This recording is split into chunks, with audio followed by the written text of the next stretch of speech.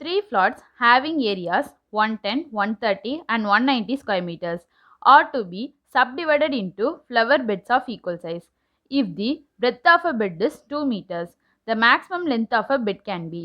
இப்போ 3 plots ஓட areas வந்து 110, 130, 190 ஸ்கொயர் மீட்டர்ஸ் கொடுத்துருக்கு. இப்போ இந்த 3 plots-ஐயும் சப்டிவைட் பண்ணி ஈக்குவல் சைஸில் ஃப்ளவர் பெட் ரெடி பண்ண போகிறாங்க.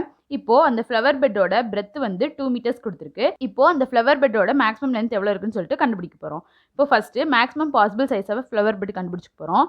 அதில் இருக்கும் maximum possible size of a flower beds equal to இப்போ 3 ஃப்ளாட்ஸோட ஏரியாஸ் வந்து 110, 130, 190 கொடுத்துருக்கா. இப்போ இந்த ஃப்ளாட்ஸோட ஏரியாஸ்க்கு HCF கண்டுபிடிச்சோம் அப்படின்னா maximum possible size of flower bed கண்டுபிடிச்சலாமா. அதில் இருக்கும் ஈக்குவல் டு HCF ஆஃப் 110, 130, 190. இப்போ 110 2 × 5 × 11 எழுதலாமா. அதான் நான் 10 × 11 எழுதியிருக்கேன். அதை ஈக்குவல் டு 10 × 11.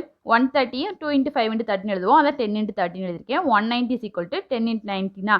இப்போ இதுக்கு HCF கண்டுபிடிச்சோம் அப்படின்னா 10. அப்போ maximum possible size of flower beds equal to 10 square metre. இப்போ நம்ம maximum possible length of the flower bed தானே கண்டுபிடிக்கணும். இப்போ அதை கண்டுபிடிக்கிறதுக்கு maximum possible size of flower bed divide by breadth of the flower bed போட்டால் கண்டுபிடிச்சலாமா.